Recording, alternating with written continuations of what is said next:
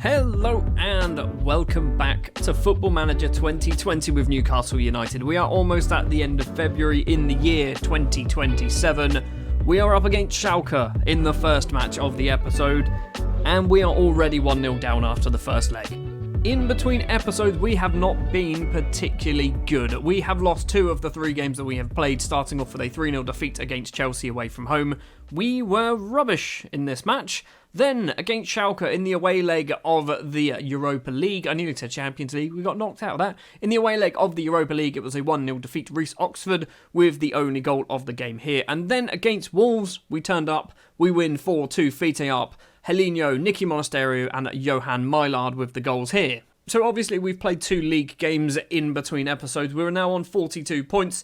We are going to finish mid-table. We will be lucky to get European football. I don't think it's going to happen. So basically, whatever happens against Schalke might be basically approaching the end of the season fairly quickly because there's not a lot of football left to go. Also, in today's episode, other than the Schalke game, we're going to be playing Bournemouth in the FA Cup because they've rearranged fixtures. It was going to be Aston Villa. It's now going to be Bournemouth. Former Huddersfield manager David Wagner is in charge of Schalke. They're on excellent form, but I'm assuming we do actually have the German league on as well. They haven't conceded in their last 5. I'm scared. I'm genuinely scared about looking at this. How are they doing? Okay, in the Bundesliga, they've been awful just before February. So they lost 4 in a row. 5 defeats if you include the Borussia Mönchengladbach game, and then they actually started turning up. We can beat them. We can beat them. We need to just score a goal. Just 1 goal will do, and that will take us to extra time. We have also changed back to the 5-2-1-2 formation that we have been playing with the 5 defenders, not with the wing-backs, because the wing-backs seem to basically let in decent sides behind them, and then we always concede. So we've gone back to the 5-2-1-2. So in goal will be Adonam, a back 5, Johnny Santos on the right, Helinho on the left, Big Dids, Zelaya and Munoz in the middle of the pitch. The 2 central midfielders will be Matteo Guendouzi and Lewis Cook. Thiago Almada will be just behind the strike partnership of Fite Up and Franco Di Matteo.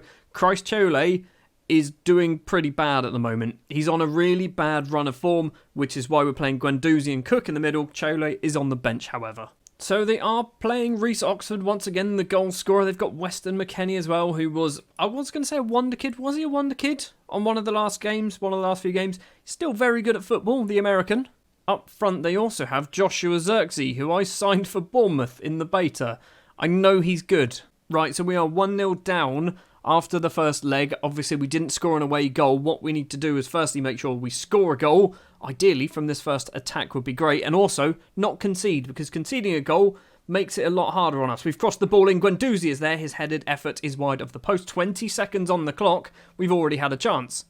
Helinho with a throw just inside the Schalke half. Lewis Cook back to Helinho. Now Big Dids the Ivorian. Lewis Cook. Now Thiago Almada.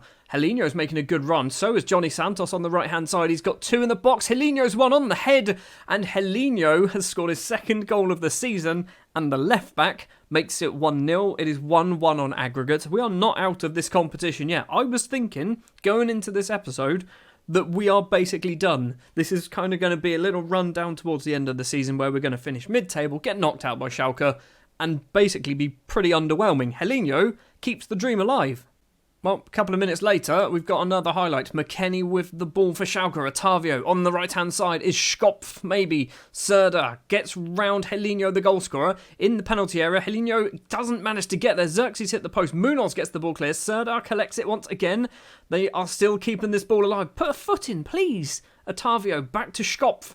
Now Serdar once again. Weston McKennie. Serdar, they're passing it around. But are they actually going to get a second chance out of this? Or was the whole highlight the time when Xerxes hit the post? Schopf, maybe, I don't know how to say his name. There was no cross there. The whole highlight was Xerxes hitting the post.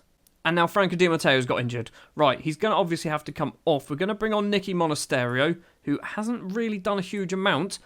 He's collided with Reece Oxford. I did see that 2 players got injured at the same time. 26 minutes on the clock. Corner for Schalke. Otavio goes over to take it towards the front post. The header clear from Big Dids. Lewis Cook calmly chests it down, lumps it upfield. Fite up, the former Schalke player. Did he play for Schalke? I don't know. We're 2-1 up. I now need to check. Did Fite up play for Schalke? I feel like he did. Hamburg, that's who we played for. Anyway, we're 2-1, or 2-0 technically, 2-1 on aggregate. At this rate, we're going through to the next round of the Europa League. What a great counter-attack. What a wonderful ball that is from Lewis Cook. The change in formation seems to have worked wonders, because obviously it managed to beat Wolves. It is now currently beating Schalke. Once it stops working, we'll go back to the gegenpress again. Half time then, we are 2-0 to the good. Helinho is on a 7.3. Zelaya, however, opposite end of the scale on a 6.6. Monasterio also on a 6.6. We're not going to do any subs. We're just going to go straight into the second half. And is this an actual highlight? I don't know. I can never remember. Do they start halves with highlights now? Stock with the ball. Hold on. Hold on a minute. Hold your horses. How do we find it?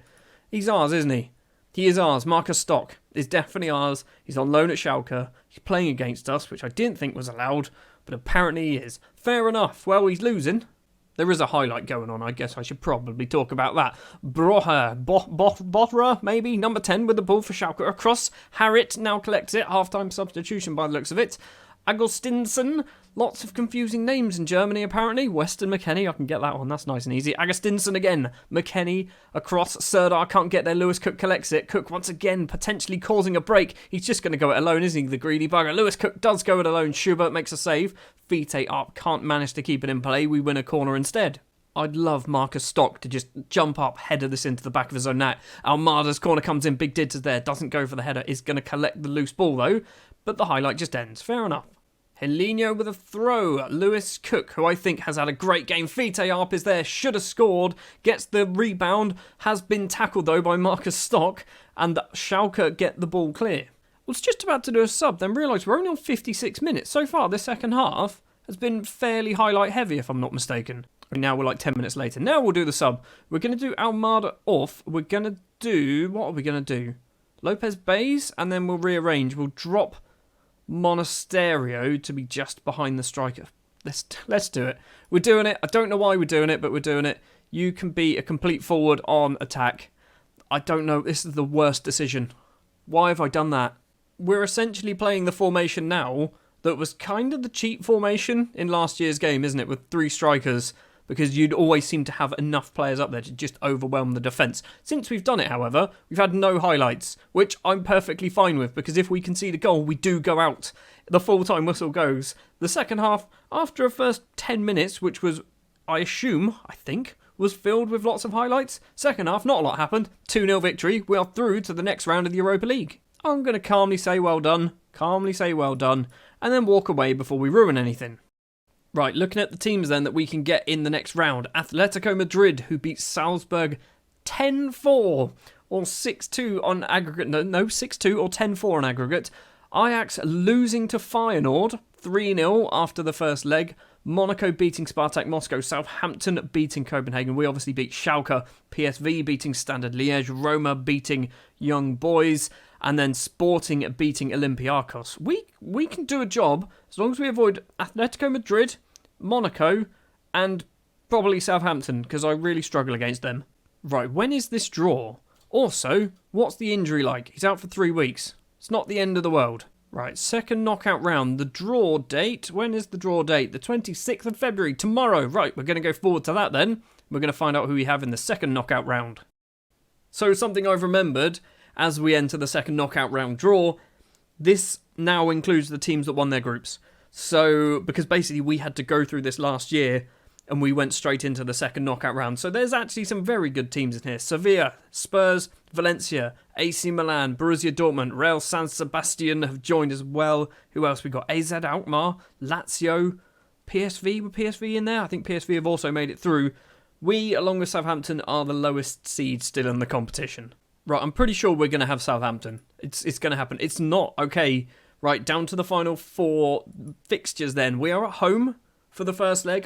Is that how it works? I don't know. Who are we playing? AZ Alkmaar. That's a winnable game. That is most definitely a winnable game. Are they any good? Do I have the Eredivisie on? I don't. They didn't finish in the top 4 or top 3 last season, so that's good. We can beat AZ. We can do that. So Tuesday the 4th of March is when we will be playing the first match. A whole load of fixtures have been rearranged. The Aston Villa one, once again getting rearranged. So what we're going to do then, we're going to play Bournemouth in a second. Then next episode will be AZ Alkmaar and probably Manchester City. Great. Time for the Bournemouth game then in the FA Cup 5th round at Dean Court, or the Vitality Stadium, or whatever it's called nowadays. We are sticking with the 5-2-1-2 with the 5 defenders, so it's going to be Wang in goal, as he is essentially our cup goalkeeper. Carlos Restrepo will be the left back. Munoz, Zelaya, Mylard and Johnny Santos round off the back 5. Christ will be partnered by Joe Willock in the middle of the pitch with Thiago Almada. Fite Arp and Eduardo Romero will be getting a start as the striker. 10 minutes on the clock and we have ourselves the first highlight of the game, and it looks like it's potentially going Bournemouth's way. Ceballos with the ball. Bruno Gomez plays it all the way across to the right hand side. Zadie Seri, good name. Arzani, Zadie Seri gets the ball back. Arzani once again into the penalty area. Munoz tackles him, probably going to give away a penalty. Ceballos is there. Danny Ceballos makes it 1-0 after 10 minutes. This is not the best start, is it? I don't really like doing well in cup competitions. 24 minutes and Johnny Santos has broken away with the ball down the right-hand side. He's been tackled but keeps hold of the ball. The Portuguese man finds Danny Willock? Who's Danny Willock? It's Joe Willock, plays the ball across. Carlos Restrepo, the Colombian, on that left-hand side, crosses in. Fite Arp is there, and Fite Arp gets his 10th goal of the season, puts us back on level terms. Santos with a throw. Willock gets it back to Santos on that right-hand side. Number 8 in front of him, crosses in. Christ-Chole is there. The Ivorian's header is over the bar, still 1-1. Angelino with a throw for Bournemouth. Ceballos the goalscorer. Delafeu crosses in, a header clear only as far as Bruno Gomez on the volley. That would have been one hell of a goal if that went in. Half time, it is 1-1, and apparently Eduardo Romero isn't doing particularly well. We're going to give him a calm if we can get a goal. I'm far from pleased. No, calmly, I'm far from pleased. And then, what did I say? No pressure? No pressure? Fine, we'll give you another 10 minutes. Well, the 10 minutes we've given Eduardo Romero has expired with no highlights, which means that is the end of his day. It's going to be Monasterio coming on. Almada also going to come off. Going to do a bit of a rearrange. Guendouzi comes on for Almada. Joe Willock is now going to sit just behind the strikers. Don't really know why. I really don't want to have a replay if we can help it. I've accidentally just said push forward. I've never said that to anyone during a shout, but apparently I've accidentally said that. We do have a highlight. Wang with the ball, the Chinese international. Plays it across to Johnny Santos on the right-hand side. Goes back to Johan Mylard. Mylard's going to lump it upfield. Yes, he does. Isn't going to find a black and white shirt. Instead finds a black and red shirt. Zadie Seri plays it back to Chris Mepham. All the way back to Aaron Ramsdale in the Bournemouth goal, who's still at Bournemouth. Him and Mepham and Lerma all still at Bournemouth, which is actually quite impressive. Delafeu finds Angelino on that left-hand side. The former Manchester City left-back gets round his man as well. Crosses in. It's Owusu. Elisha Owusu makes it 2-1 to Bournemouth. We're going out of the FA Cup. Stupid bloody cup competitions. I don't like them anyway. There you go then. It is a 2-1 defeat. I don't know how we were so bad. Like, we had a lot of shots. They had 3 on target and scored 2 of them. We need to start taking our chances. Right, this is something we haven't looked at in a long time. And the reason why I'm looking at it now is because we failed 3 of our 5 objectives, and we're probably going to fail the 4th one as well. So we've obviously been knocked out of the Champions League at the group stages. We are probably not going to qualify for the Europa League from the league. We've been knocked out of the FA Cup and the Carabao Cup before we've got to the quarter-final. It's not going particularly well. They're satisfied with quite a few things, but if we look at match performances, it's inconsistent, isn't it? It's massively inconsistent. I don't know why that was a C. I don't know why that was a C rating, because we won. Ultimately, winning is probably more important. That I can understand being a C-. Well, the board have given us a C currently, but the club vision is the one that's lacking. We are basically clinging on to our transfers tactics, and in particular our squad, because we are not really fulfilling the club's vision, are we? That is going to do it then for this episode. Next episode will be the second leg of the AZ Alkmaar game, and also some brief highlights as well of the Manchester City League game. So in between episodes, just 2 matches, the home leg against AZ and a matchup against Watford, where we'll probably lose that one. Thank you very much for watching this episode of Football Manager 2020 with Newcastle United. If you did enjoy, do remember to leave a like. If you want to see more, hit the subscribe button, and I'll be back next time with more Football Manager.